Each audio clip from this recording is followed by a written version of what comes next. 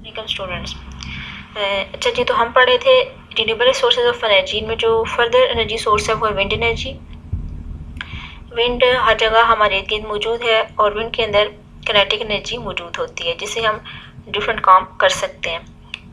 अब ये जो हवा की किनेटिक एनर्जी है ये शिप्स वगैरह को मूव करवाने इस्तेमाल हो सकती है, इनको चलाने में इस्तेमाल होती है। इसके अलावा विंड मिल्स में मुख्तलिफ अनाज को पीसने में और पानी को मूव करवाने में इसको इस्तेमाल किया जा सकता है। और विंड पावर को सदियों से यूज़ किया जा रहा है इलेक्ट्रिसिटी जनरेट करने के लिए, और मोस्ट रिसेंटली भी इस तरीक़ाकार को इस्तेमाल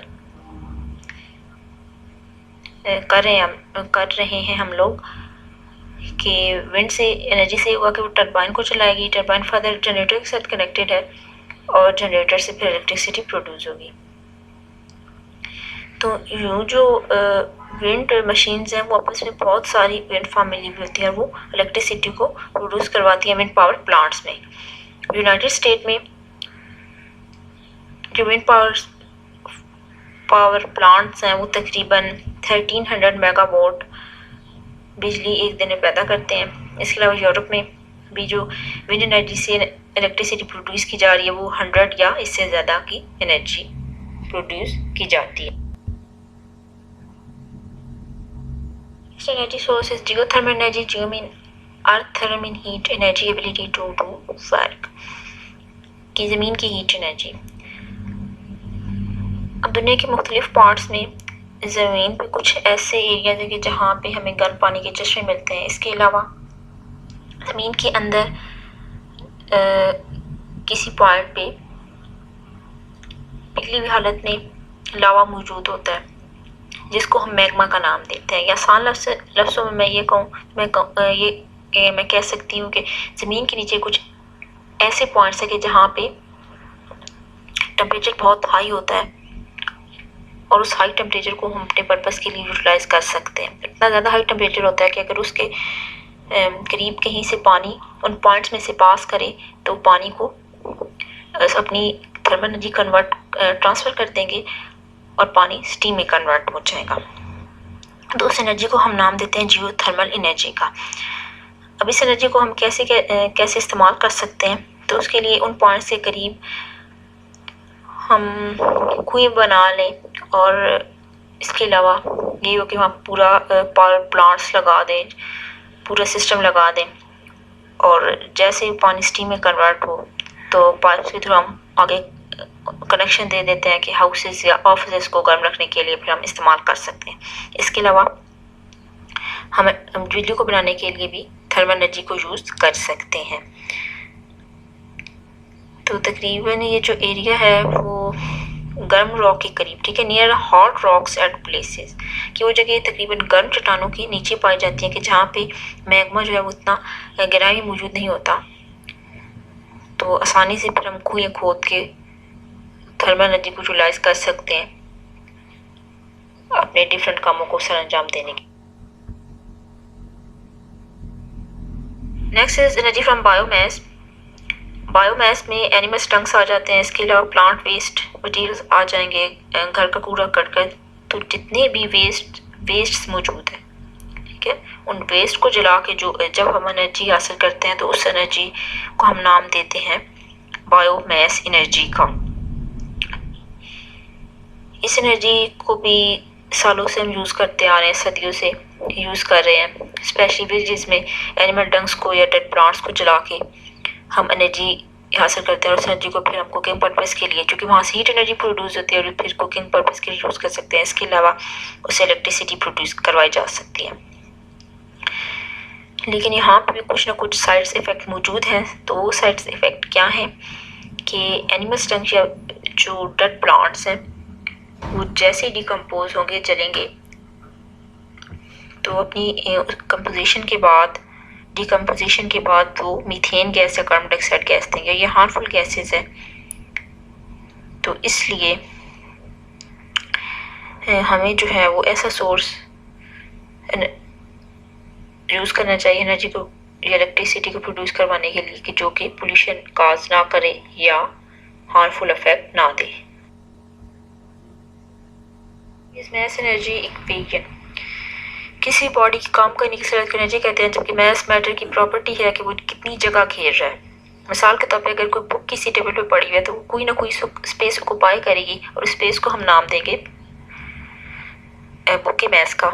इसके अलावा अगर एप्पल किसी प्लेट में पड़ा हुआ है, जो कोई भी चीज़ कहीं पे पड़ी हुई है तो वो कोई ना कोई जगह ले रही है, तो हम जितनी वो जगह घेर रही है, जितनी स्पेस ऑक्युपाई कर रही है कोई भी ऑब्जेक्ट, तो उसको हम नाम देते हैं उसके मास का।